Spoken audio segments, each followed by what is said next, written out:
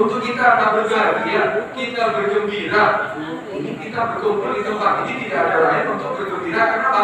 Karena mendapatkan rahmat dari Allah.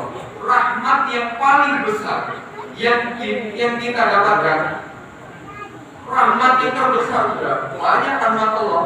Tapi rahmat yang terbesar adalah diutusnya Nabi SAW. Karena itu apa? Allah mengatakan dalam ayat lain apa? Wa ma arsalnaka illa rahmatan lil alamin. Tidak kami utus engkau wahai Muhammad kecuali sebagai rahmat lil alamin, untuk manusia, untuk jin, untuk malaikat. Rahmat Nabi sendiri mengatakan adalah rahmatul muhda. Aku ini adalah sebagai rahmat yang memberikan petunjuk. Karena itu kita mengadakan acara seperti ini adalah sesuai dengan syariat Nabi, dan ini adalah sebagai ekspresi daripada kebahagiaan kita dan ingin membalas jasa daripada Nabi SAW yang tidak mungkin kita akan bisa membalasnya. Karena jasa Nabi begitu banyak kepada kita, jasa Nabi hebat untuk kita. Kita ini selalu diperhatikan oleh Nabi SAW sampai kita menjadi khairul ummah, sebaik-baiknya umat. Itu berkat Nabi. Sampai surga itu diharapkan untuk dimasuki semua manusia kecuali Nabi Muhammad dan umat yang dimasuki terlebih dahulu. Kan itu pantas hadirin, pantas kita mengadakan acara seperti ini. Karena sebetulnya bukan hanya di bulan Rabiul Awal aja. Karena itu di Pasuruan atau di daerah-daerah lain setiap hari minggunya, bahkan hampir setiap harinya mengadakan acara maulid. Itu pantas semuanya kita lakukan. Dan itu tidak ada lain kecuali ingin menghormati dan memuliakan Nabi Muhammad SAW. Sebetulnya Nabi kalau jadi mulia dan kita mengadakan acara seperti ini, justru kita yang butuh kemuliaan daripada Nabi SAW. Kalau Nabi sudah jadi mulia walaupun kita bikin acara maulid seperti ini, Nabi jadi mulia walaupun kita tidak banyak bersolawat kepada Nabi, tapi kita bersolawat kepada Nabi, kita mengadakan acara seperti ini. Tujuannya untuk apa? Untuk balasan, dapat balasan dari Allah Subhanahu wa Ta'ala. Berkat kita solawat, Allah membalas 10 solawat. Satu kali solawat dibalas 10 solawat. Berkat kita mengadakan acara seperti ini, doa kita dikabulkan. Kemudian apa dosa kita diampuni. Kemudian kita mendapatkan apa yang kita butuhkan, kita yang kita hajatkan. Itu semuanya hanya memancing turunnya dari rahmat dan ridho dari Allah Subhanahu wa Ta'ala. Bukan kita memuliakan Nabi, artinya kita menjadikan Nabi lebih mulia daripada yang sekarang. Enggak. Nabi sudah mulia. Nabi menjadi afdalul makhluk, paling afdalnya makhluk. Mau semua umatnya memuliakan Nabi atau tidak? Nabi sudah jadi mulia. Dan kita yang butuh kemuliaan dari Allah, berkat kita memuliakan kekasihnya Nabi Muhammad SAW. Kenapa? Karena Nabi mengatakan, tapi nikmat itu dari siapa? Dari Allah Subhanahu wa Ta'ala. Karena itu gak bisa kita menghitung banyak nikmat Allah Subhanahu wa Ta'ala. Satu nikmat aja kita menghitung gak bisa. Karena itu Allah mengatakan bahwa itu nikmat Allah. Kalau kamu ingin menghitung itu, nikmat ada taknya itu. Satu nikmat Allah. Lalu suha, kamu akan sanggup untuk menghitungnya. Contoh nikmat mata. Ini nikmat mata Allah beri mata kepada kita. Nikmat ini. Kita ini bisa membedakan ini berbagai macam orang. Kita bisa mengenali dan membedakan orang. Kita bisa melihat berbagai macam bangunan. Kita bisa melihat berbagai macam warna. Kita bisa melihat berbagai macam tanaman. Kita bisa melihat berbagai macam daripada apa? Bintang-bintang. Kita bisa melihat yang ada di laut, yang ada di gunung. Itu satu mata. Kamu ingin menghitung satu nikmat Allah dari banyak nikmatnya mata seandainya, kamu akan sanggup bisa. Manusia yang dalam keadaan sakit di rumah sakit, dalam keadaan sakit kemudian butuh harus pakai oksigen. Berapa satu tabung oksigen? Berapa harganya satu tabung oksigen? Mahal. Kemudian habis dalam waktu yang sangat singkat. Setelah itu harus diisi lagi, harus diganti lagi. Sedangkan kita mulai lahir sampai meninggal menghirup udara bebas, kenikmatan dari Allah. Gak pernah Allah punya biaya, gak pernah Allah minta bayaran. Banyak bernikmat Allah SWT. Karena itu Allah memberikan segala kenikmatan kepada kita. Karena itu kita wajib mencintai Allah. Cinta kepada Allah dengan cara apa? Ya kita laksanakan perintah Allah. Kita mau sholat kadang-kadang gitu. Sholat 5 waktu. Sholat cuma 5 waktu, bukan 50 waktu. Dan sebelum Nabi Musa mengatakan kepada Nabi Muhammad untuk minta keringanan, 50 waktu hadirin. Kewajiban yang diwajibkan oleh Allah sebelumnya 50 waktu, bukan 50 rakaat. 50 waktu. Lagi sholat, kadang mulai titik sholat mana? Acara ini mulai sholat mana? 50 waktu. Tapi akhirnya apa? Allah ringankan sampai jadi 5 waktu. 5 waktu tapi pahalanya seperti 50 waktu. Itu kemuliaan yang didapatkan untuk umat Nabi Muhammad SAW. Jadi 5 waktu ini tidak menyita dari waktu kita.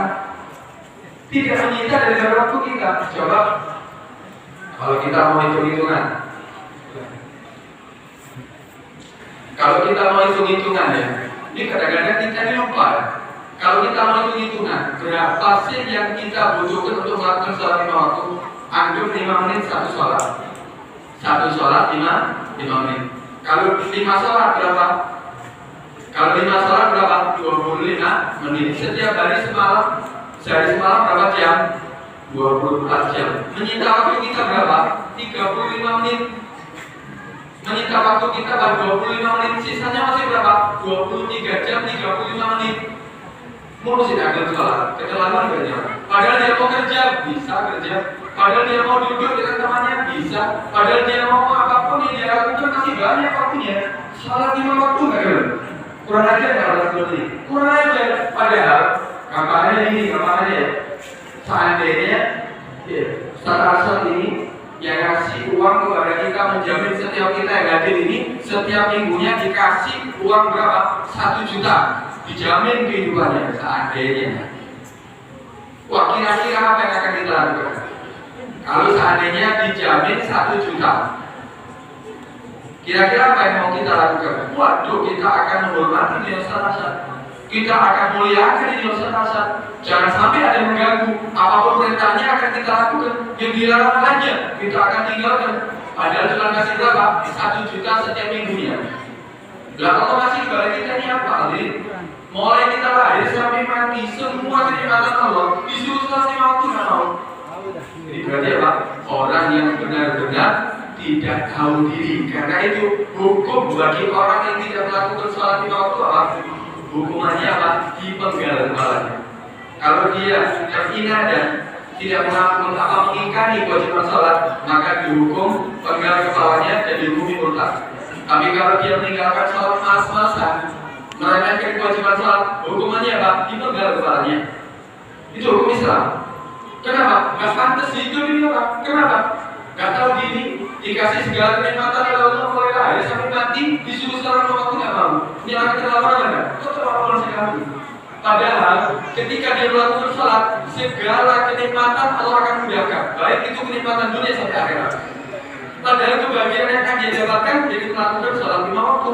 Apalagi kalau berjamaah, apalagi kalau ditambahi dengan sholat sunnah, apalagi dia tambahi dengan sholat yang benar-benar rapi dan sempurna, maka dia akan dapatkan segala kenikmatan.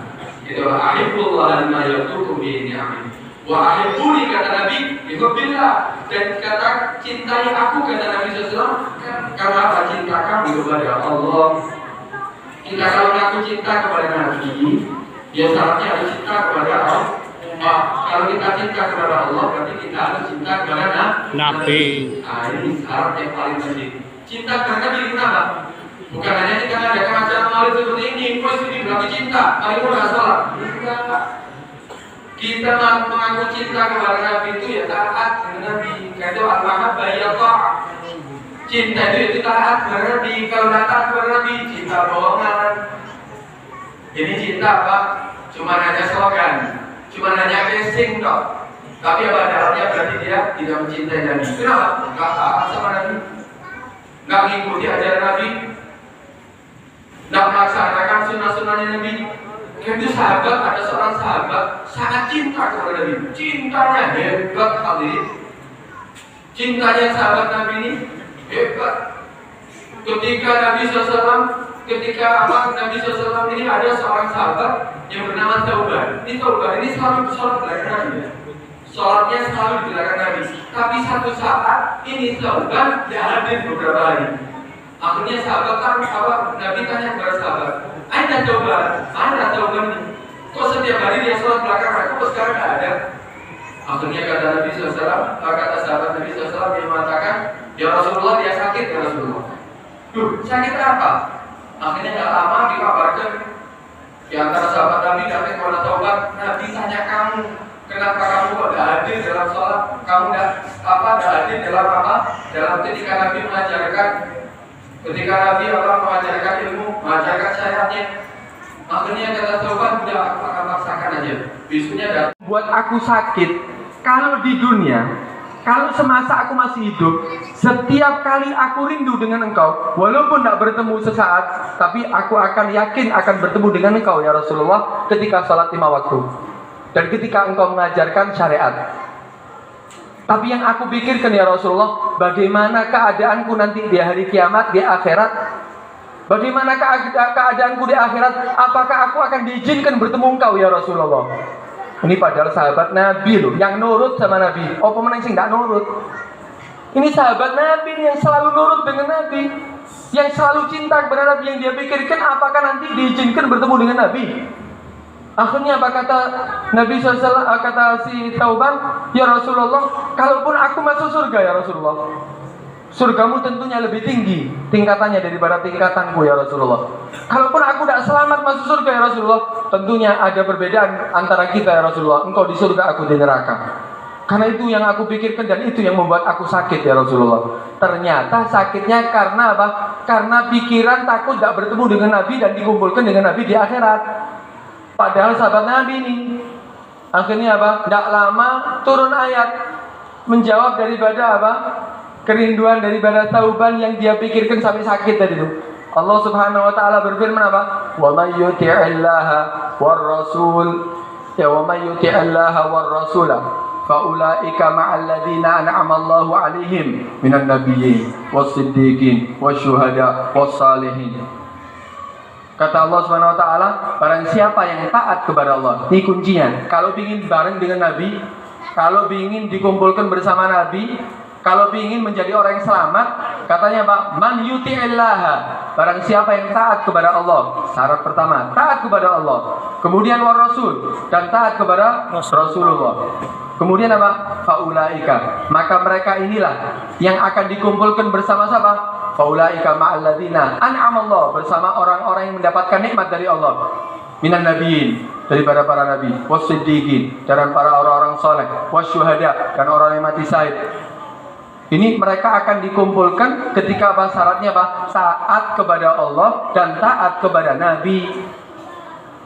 Karena itu kalau ingin selamat ya taat hadirin. Jangan berhayal kita menjadi orang yang nggak selamat atau menjadi orang yang selamat kalau kita nggak taat sama Nabi.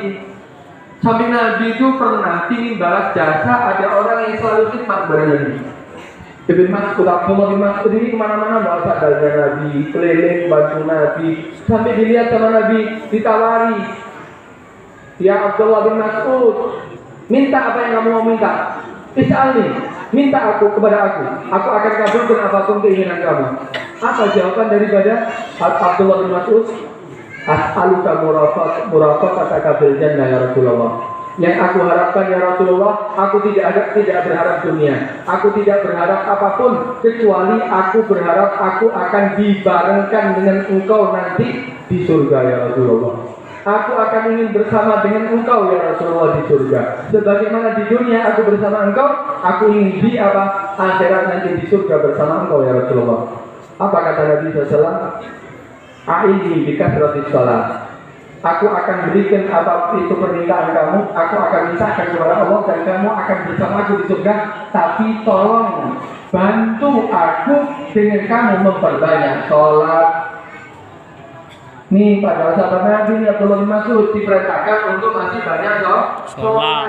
Karena itu hadirin, ayo kita buktikan cinta kita kepada Nabi ini dengan apa? Ayo kita perhatikan daripada kewajiban daripada Nabi. Yang diperintahkan oleh Nabi kita laksanakan, yang dilarang oleh Nabi kita tinggalkan. Ini baru bukti cinta. Kalau kita tidak cinta, kalau kita mengaku cinta tapi kita tidak taat, gak akan dibarengkan dengan Nabi. Padahal Nabi sudah jamin kita. Nabi ini sudah jamin kita pasti masuk surga. Jaminan dari mana Nabi? Bukan jaminan daripada teman kita, bukan jaminan daripada tetangga kita, bukan jaminan daripada orang tua kita. Ini jaminan daripada Nabi yang pasti benarnya. Kata Nabi apa? Kullu ummati yadkhulunal jannah. Semua umatku pasti masuk surga. Dijamin loh sama Nabi. Kita ini sebagai umatnya Nabi, ini dapat jaminan semua umatku pasti masuk surga. Amin. Tapi kata Nabi apa? Ilaman aba, kecuali nggak mau. Ono sing bisa mlebu surga nggak gelem. Padahal kenikmatan surga ini kamu berhayal sebesar apapun hayalan kamu.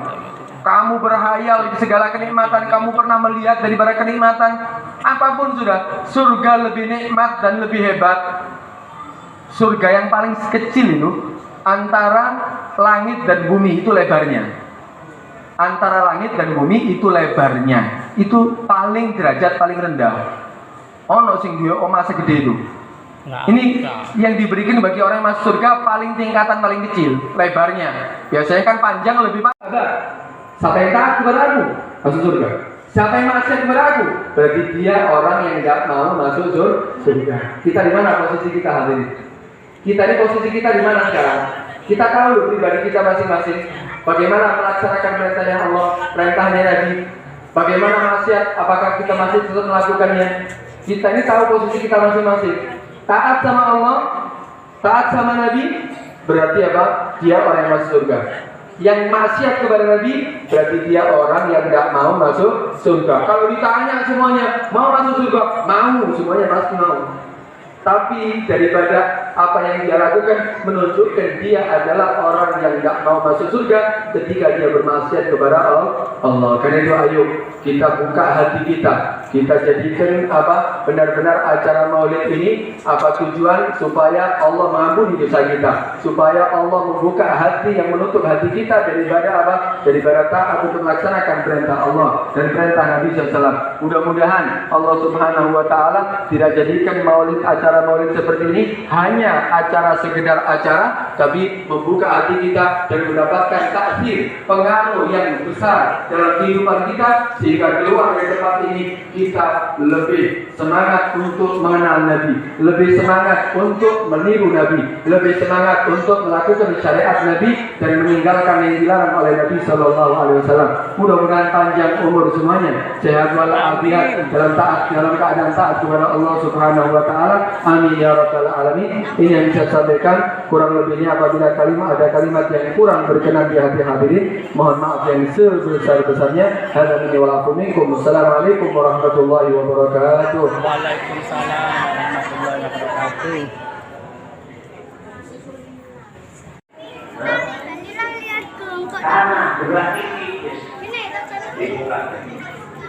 Sama tengah jam buat apa? Dan lagi belum kita pilih kenikmatan ikan agung atau bumi, langit, bintang, bulan, planet-planet, semua itu nikmat dari Tuhan. Tapi perlu Gak ketok raine masih Wangi. bahwa ada nikmat yang paling besar lagi dari semua itu nikmat. Sedang nikmat itu wonten malih nikmat paling ageng. Nikmat terputusnya Nabi Muhammad Sallallahu Alaihi Wasallam.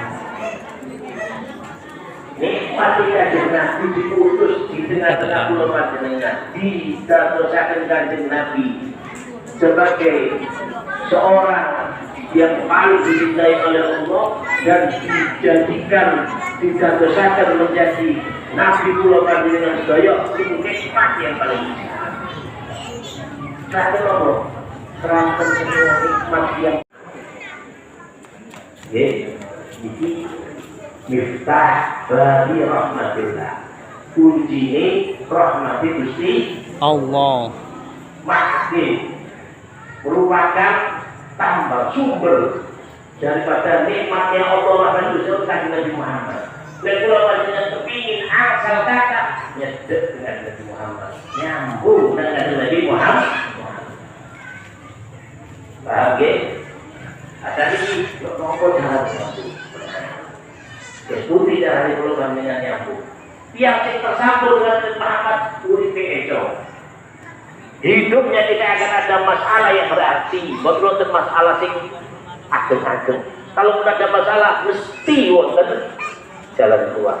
Pasti ada solusi. Pasti ditolong dari Gusti Allah pasti dimudahkan segala urusannya. Sing sempit-sempit rezeki pasti akan di